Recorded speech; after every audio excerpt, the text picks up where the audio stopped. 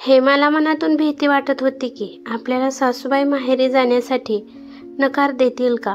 हेमा काम तर करत होती, परंतु तिच्या मनात काहीतरी विचार सुरू होते.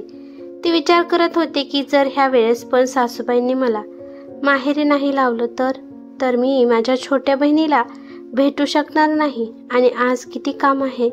सकाळपासून छोट्या बहिणीचा किती वेळा फोन आला आहे. ती म्हणत आहे की तू माहेरी कधी येणार आहे. हेमा विचार करते की हे काम झाल्यानंतर सासूबाईला माहेरी जाण्याची परमिशन मागावी. ती स्वतःला म्हणत होती. सकाळचे 8 वाजले होते आणि हेमा सकाळची पटापटा कामे आवरत होती. ती विचार करते की ह्या वेळेस रक्षाबंधनाला जी मिठाई लागते ती पटापटा बनवून घेते आणि मग सगळं काम झाल्यावर सासूबाईला मोका पाहून माहेरी जाण्यासाठी परमिशन मागते. कारण का ह्या रक्षाबंधनाला तिघी पण बहिणी एकत्र येणार होत्या. दोन्ही पण बहिणीने येण्याचं प्लॅन केलं होतं. फक्त हेमाचं आता प्लॅनिंग राहिलं होतं. त्यामुळे तिघी बहिणी एकत्र मिळून भावाला राखी बांधतील आणि एकमेकांना भेटून खूप मजा येईल असा त्यांचा प्लॅन असतो. त्यामुळे यावेळेस हेमा माहेरी जाण्यासाठी खूप उत्सुक होती. ती सासूला विचारणारच होती, परंतु त्याआधीच तिची सासू म्हणाली की सुनबाई इकडे ये जरा. रश्मीताईने आज आपल्या सुनबाईला खूप प्रेमाने हाक मारली होती. हेमाला तर तिच्या कानावर विश्वासच बसला नाही की सासूबाई आपल्यालाच हाक मारत आहे. त्यामुळे हेमाला आनंद झाला आणि ती हसत आपल्या सासूबाईला म्हणाली की हा बोला आई, काय काम आहे. तिची सासू म्हणाली की जर तुला यावेळेस रक्षाबंधनाला जायचं असेल तर आधीच जाऊन ये. कारण का रक्षाबंधनाला तुझी नणंद राधा येणार आहे. त्यामुळे तुझी नणंद आल्यावर तुला कुठे जायला भेटणार नाही. तुला इथेच राहावे लागणार आहे आणि एवढं घर कोण सांभाळणार आहे. तुला सांभाळायला लागणार आहे. त्यामुळे हे चांगलं होईल की रक्षाबंधनाच्या आधीच तू जाऊन आपल्या आई वडिलांना आणि तुझ्या बहिणींना भेटून ये. नाहीतर रक्षाबंधन झाल्यावर राधा गेल्यावर तू माहेरी जाऊ शकते. आई, जर मी रक्षाबंधनाच्या आधी गेली तर मला ते रक्षाबंधनाला जबरदस्तीने थांबवतील आणि माझी छोटी बहीण तर रक्षाबंधन दिवशी येणार आहे आणि 2 दिवसाने लगेच सासरी जाणार आहे आणि आम्ही तिघी बहिणी मिळून एक साथ रक्षाबंधन दिवशी दादाला राखी बांधणार आहोत. आम्ही असं प्लॅन पण केलं आहे. पण असू द्या, तुम्ही म्हणत आहात तर मी रक्षाबंधन झाल्यावरच माहेरला जाते. हे पण ठीक आहे सुनबाई. रक्षाबंधनाला माझी मुलगी राधा पण येणार आहे. तू नंतर माहेरी गेली तरी चालेल. त्यामुळे ह्यावेळेस तू इथेच थांब. परंतु हेमाच्या तोंडातून निघालं की आई, राधाताई तर दर रक्षाबंधनाला येतात. ह्यावेळेस मला माहेरी जाऊ द्या की. ह्यावेळेस मला रक्षाबंधनाला माहेरी जाण्याचं खूप मन होत आहे. सुनबाई, राधा दरवर्षी रक्षाबंधनाला येत आहे म्हणून काय झालं. ती मुलगी आहे या घरची आणि तू पण मध्ये मध्ये माहेरी जातच असते की तुझी नंतर वर्षातून 3-4 वेळा तरी येत आहे आणि तुलाही आता ती येत आहे हे पण बघवत नाही का.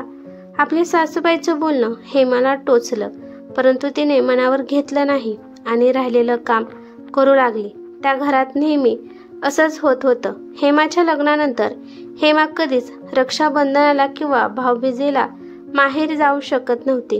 कारण का तिची नणंद राधा माहेरी येत होती. तसं पण हेमा आणि राधामध्ये वैर काहीच नव्हतं. दोघी एकमेकींना समजून घेत होत्या, एकमेकींना खूप छान बोलत होत्या आणि एकमेकींच्या गोष्टी एकमेकींना शेअर सुद्धा करत होत्या. वहिनी आणि नणंदचं नातं खूप गोड होतं. राधा हेमासोबत मैत्रिणीसारखी वागत होती. हेमा कधीच राधाला म्हणली नाही की तुम्ही सणावाराला माहेरी येता आणि यामुळे मला माहेरी जायला भेटत नाही. परंतु ह्यावेळेस हेमाला राधाचा राग येऊ लागला. कारण का राधामुळे हेमा माहेरी जाऊ शकत नव्हती आणि ती नेमकं सणालाच काय येते हा प्रश्न निर्माण होतो. राधामुळेच यावर्षी सुद्धा हेमा आपल्या दोन्ही बहिणीला भेटू शकत नव्हती. किचनमध्ये काम करता करता हेमा विचार करते आणि खूप दुःखी होते. माहेरी दोन्ही बहिणी सोबत तिच्या भावाची वहिनी सुद्धा होती. माहेरी 2 बहिणी येणार आहेत तरी पण माझ्या आईने वहिनीला माहेरी जाऊन दिलं, परंतु इथं माझी सासू मला कुठेच जाऊन देत नाही. तसं पण रेश्माताईने सांगितलं होतं की एक तर रक्षाबंधनाच्या आधी जा, नाही तर रक्षाबंधन झाल्यावर जा.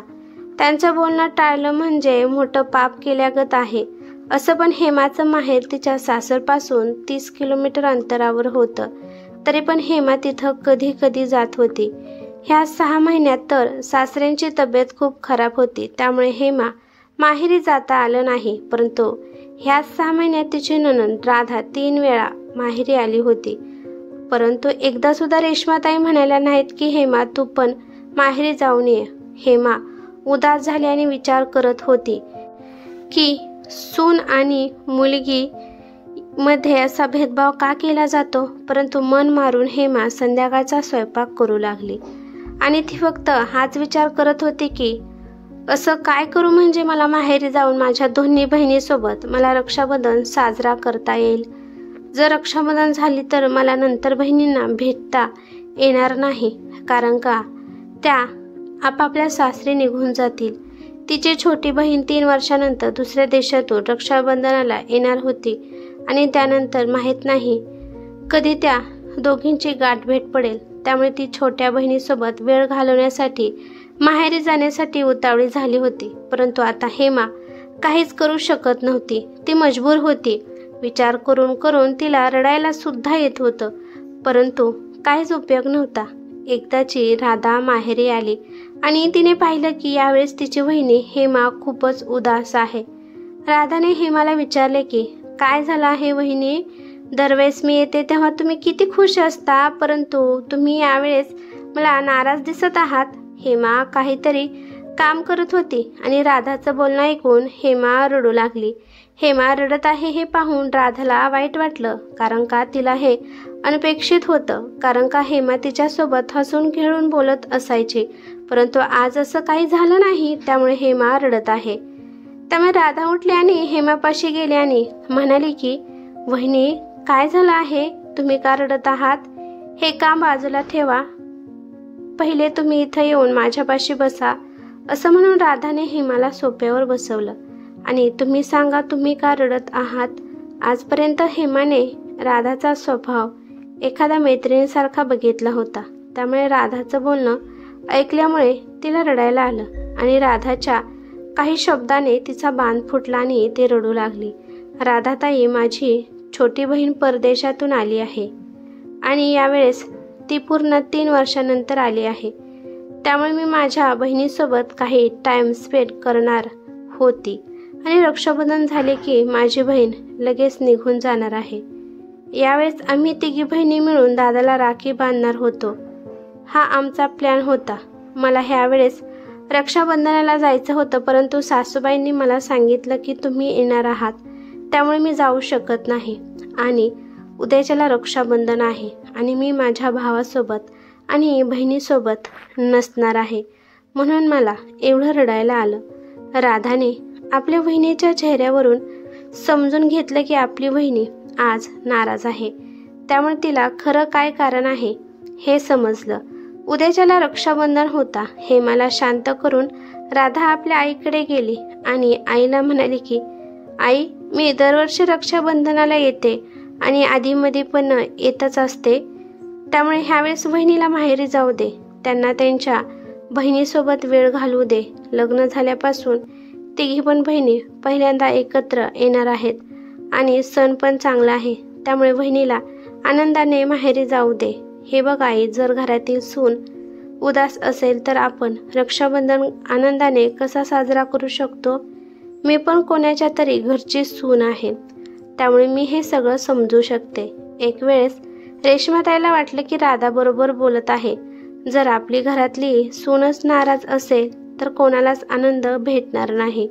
रेश्माताईने असं पण हेमाला सांगितलं होतं की तुझ्या दोन्ही पण बहिणींना इथेच बोलाव, परंतु एवढ्या माणसाने येऊन आपल्या बहिणीच्या सासरी राहणं त्यांना सुद्धा पटणार नाही आणि त्यांना मनसोक्त गप्पा सुद्धा मारता येणार नाहीत. तिच्या बहिणींना जो माहेरी सन्मान मिळतो इथे मिळणार नाही. त्यामुळे हेमाने विचार करून नाही म्हणून सांगितलं. सकाळचा नाश्ता झाला होता, त्यामुळे हेमा दुपारचं जेवण बनवायला लागली. तेव्हा तिच्या सासूबाईंनी रेश्माताईंनी तिला आवाज दिला आणि म्हणाल्या की सुनबाई, माहेरी जायची तयारी कर, दुपारचं जेवण मी आणि राधा बनवतो. तुझ्या बहिणी आल्या आहेत ना, त्यामुळे तू जाण्यासाठी आवर. मी रोहनला सांगून तुला माहेरी सोडायला सांगते. 1 तासातच तुला माहेरी सोडून येईल. हेमाला तर तिच्या कानावर विश्वासच बसत नव्हता की सासूबाई हे सगळं बोलत आहेत. तेव्हा तिने राधाकडे पाहिलं आणि राधाकडे पाहिल्यावर हेमाला कळाले की हे सगळं शक्य राधाताईमुळे झालं आहे. हेमा म्हणाली की सासूबाई, जर मी माहेरी गेली तर राधाताईचं माहेर पण कोण करणार? तुम्ही आणि राधाताई एकट्याच राहतील. हेमाचं बोलणं ऐकून रेश्माताई विचार करू लागले की हेमाला अजून पण आपल्या सासरची आणि आपल्या नणंदची काळजी आहे. हेमाचं मन किती मोठं आहे. राधा म्हणाली की वहिनी, तुम्ही आनंदाने माहेरी जावा. यावेळेस मी आईकडून माझं माहेर पण करून घेणार आहे. ह्यावेळेस मी आणि आई मिळूनच मस्ती करणार आहोत.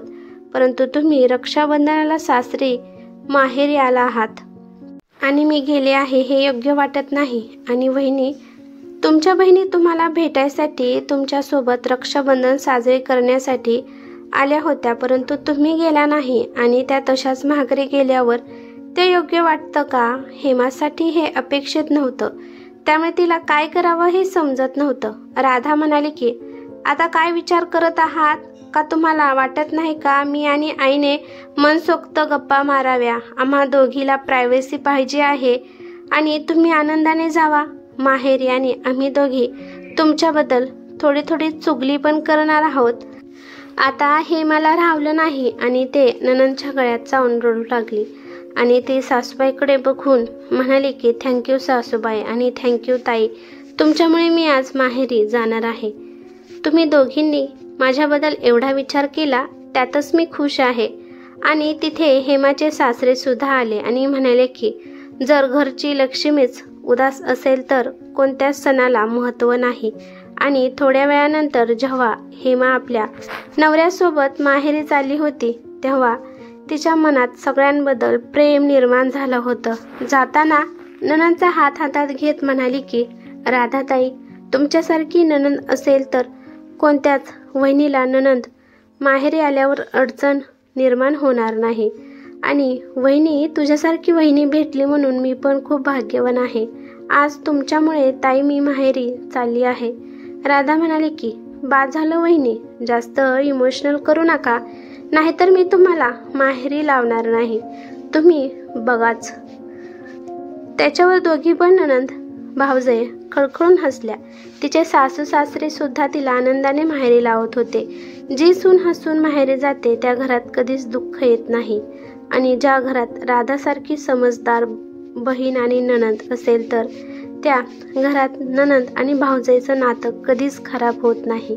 आज रेश्माताईला पण वाटत होते की आपण आपल्या मुलीचं बोलणं ऐकून आणि समजून खूप चांगलं केलं. शेवटी त्यांचं सुद्धा काळीज एका आईचं होतं. जरी त्या हेमाच्या सासू असल्या तरी त्यांच्या मनात सुद्धा एक आईचं हृदय होतं. आणि जर त्यांची सून नाराज असेल तर त्यांना सुद्धा चांगलं वाटलं नसतं. रेश्माताईमध्ये एवढा बदल त्यांच्या मुलीमुळे आणि त्यांच्या नवऱ्यामुळे सुद्धा आला होता. कारण त्या दोघांनी त्यांना समजावलं होतं की जर सणासुदीला सून उदास असेल तर आणि नणंदमुळे तिला माहेर जायला भेटत नसेल तर आपल्या मागे तिला नणंद आल्यामुळे आनंद होणार नाही. आणि त्या दोघीचं नातं सुद्धा बिघडू शकतो. ज्या घरात सूनमध्ये आणि मुलीमध्ये भेदभाव केला जातो तर यात महत्त्वाची भूमिका सासूचीच असते. जर मुलीला महाराणी ठेवता तर सुनेला सुद्धा महाराणीसारखंच ठेवलं पाहिजे. ही कथा कशी वाटली ते मला कमेंट करून नक्की सांगा. कथा आवडली तर लाईक शेअर नक्की करा आणि चॅनलवरती नवीन असाल तर चॅनेलला सबस्क्राईब करा. धन्यवाद.